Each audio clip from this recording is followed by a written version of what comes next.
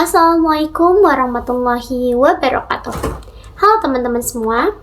Di video kali ini kita bakal ngobrol nih tentang sesuatu yang sebenarnya selalu kita lakukan tanpa kita sadar, yaitu komunikasi. Setiap hari kita berinteraksi lewat berbagai cara. Kita ngobrol langsung, chat di WhatsApp, scroll TikTok, nonton YouTube, sampai membaca komentar di media sosial. Tapi mungkin kita nggak pernah kepikiran bahwa di balik tindakan sederhana tersebut ada banyak sekali teori yang menjelaskan bagaimana pesan bisa dipahami, kenapa informasi bisa salah tangkap, atau bagaimana media bisa mempengaruhi pola pikir kita. Komunikasi itu bukan cuma soal bicara dan mendengarkan. Ada proses, ada konteks, ada simbol, dan ada pengaruh sosial yang semuanya saling berkaitan. Jadi, supaya lebih paham, hari ini saya akan menjelaskan 25 teori komunikasi. Semoga setelah menonton video ini, kalian bisa melihat bahwa komunikasi bukan sekedar kegiatan, tetapi sebagai proses yang punya pola, punya makna, dan punya dampak. Oke, tanpa berlama-lama, kita langsung aja ke teori yang pertama, komunikasi linear.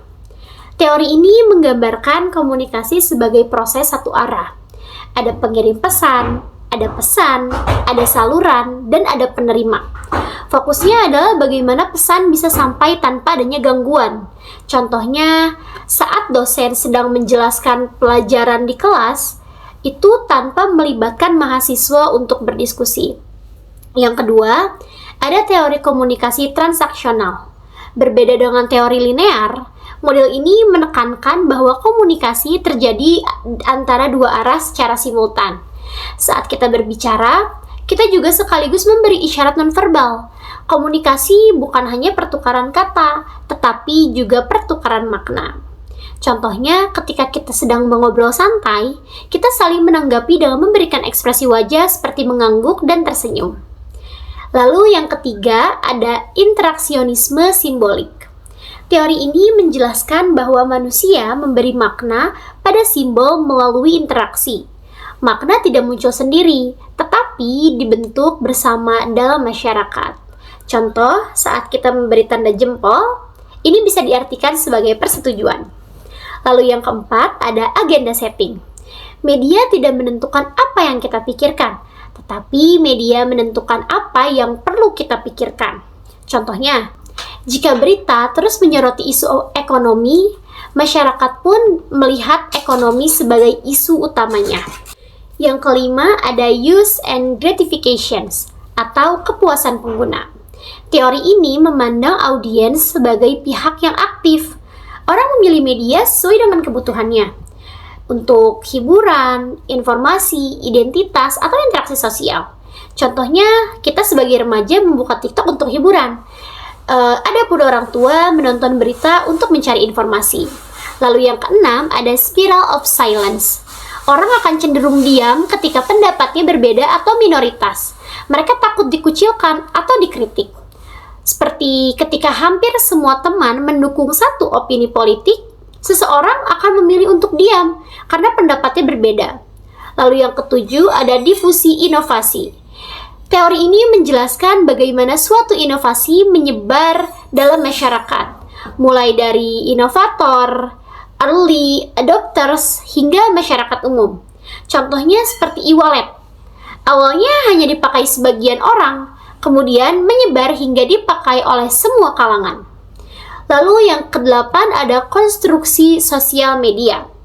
Realitas dibentuk melalui komunikasi dan media. Apa yang kita sebut kenyataan seringkali dipengaruhi oleh narasi sosial. Contoh, label cantik berubah seiring media menciptakan standar barunya. Lalu selanjutnya ada teori kultivasi. Teori ini menjelaskan bahwa media bisa memengaruhi cara pandang penontonnya dalam jangka panjang. Contoh, jika kita sering menonton drama kriminal setiap hari, itu dapat membuat orang merasa dunia lebih berbahaya dari kenyataannya. Lalu selanjutnya ada teori peluru ajaib. Teori ini menjelaskan bahwa media dianggap memiliki kekuatan langsung untuk mempengaruhi penonton secara cepat, seperti iklan minuman yang membuat orang langsung tertarik untuk membeli. Selanjutnya ada teori komunikasi persuasif. Teori ini berfokus pada bagaimana komunikasi dapat mengubah sikap dan perilaku seseorang. Contohnya seperti kampanye kesehatan yang mendorong masyarakat untuk berhenti merokok.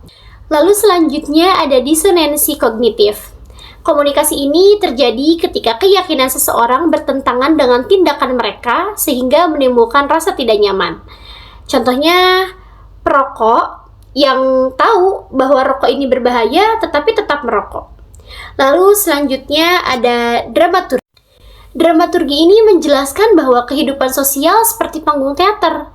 Kita menampilkan peran di depan publik dan menjadi diri kita sendiri di belakang layar. Contohnya seperti pelayan yang sedang melayani pelanggan selalu tersenyum saat bekerja, meski sebenarnya ia sedang lelah. Selanjutnya ada manajemen impresi. Orang berusaha mengatur kesan yang ingin diberikan kepada orang lain, seperti dia memilih dulu foto terbaik saat ia akan mengunggah ke media sosial. Selanjutnya ada teori redundansi dan entropi. Pesan yang terlalu rumit itu bisa menyebabkan kebingungan, sedangkan pesan yang terlalu berulang bisa membosankan. Di antara keduanya harus ada keseimbangan. Seperti pengumuman penting, itu biasanya diulang 3 kali agar tidak salah dengar. Selanjutnya ada komunikasi antar budaya. Komunikasi ini dipengaruhi oleh budaya, bahasa, nilai, dan norma. Contohnya seperti di Asia. Di Asia ini menghindari kontak mata bisa diartikan bahwa dia hormat. Tetapi jika di Barat, ini dianggap tidak percaya diri. Selanjutnya ada face negotiation theory. Teori ini menjelaskan bahwa setiap orang ingin menjaga muka atau citra dirinya, terutama saat ada konflik. Seperti orang Asia cenderung menghindari konflik untuk menjaga keharmonisan. Selanjutnya ada teori jaringan atau networking. Komunikasi dalam organisasi sangat dipengaruhi oleh struktur jaringan. Seperti siapa berhubungan dengan siapa. Layaknya informasi di perusahaan ini seringnya lebih cepat sampai melalui grup WhatsApp dari pihak staf. Selanjutnya ada communication satisfaction theory. Teori ini menjelaskan kepuasan seseorang terhadap komunikasi akan mempengaruhi kualitas hubungan dan kinerja. Contoh seperti karyawan lebih produktif ketika dirinya merasa diperlakukan dengan terbuka oleh atasannya. Selanjutnya ada gatekeeping. Gatekeeper ini menentukan informasi apa yang boleh diteruskan ke publik. Contohnya, editor berita memilih konten apa yang layak untuk ditayangkan. Selanjutnya ada komunikasi kelompok. Kelompok biasanya melalui tahap pembentukan seperti forming, storming, norming, dan performing. Seperti contoh, kelompok tugas kuliah yang awalnya canggung karena mungkin anggotanya belum terlalu akrab, lalu seiring berjalannya waktu mulai cair, mulai saling mengerti, dan pekerjaannya mulai efektif. Selanjutnya ada teori konflik dalam komunikasi. Konflik biasanya muncul karena perbedaan tujuan, tetapi itu semua bisa diatasi dengan komunikasi yang terbuka. Seperti remaja yang berbeda pendapat soal pembagian tugas bisa didiskusikan untuk mencari titik tengahnya. Teori selanjutnya ada konvergensi media. Media lama dan baru melebur seiring informasi yang dulu hanya ada di TV, kini berpindah ke platform digital. Seperti koran, kini memiliki akun media sosial seperti TikTok, Instagram. Selanjutnya ada teori naratif. Manusia memahami dunia melalui cerita atau narasi, seperti iklan parfum yang mengisahkan cerita romantis untuk menarik emosi penonton. Dan teori yang terakhir adalah media richness theory. Setiap media punya tingkat kekayaan informasi yang berbeda. Contohnya seperti video call akan lebih efektif daripada chat teks ketika membahas masalah yang penting, karena terlihat dari ekspresi juga suaranya. Jadi, itulah 25 teori komunikasi yang sering digunakan dalam kajian ilmu komunikasi maupun praktik sehari-hari. Semoga penjelasan ini membantu kalian lebih memahami bagaimana kompleks dan menariknya proses komunikasi. Sekian yang dapat saya sampaikan. Wassalamualaikum warahmatullahi wabarakatuh.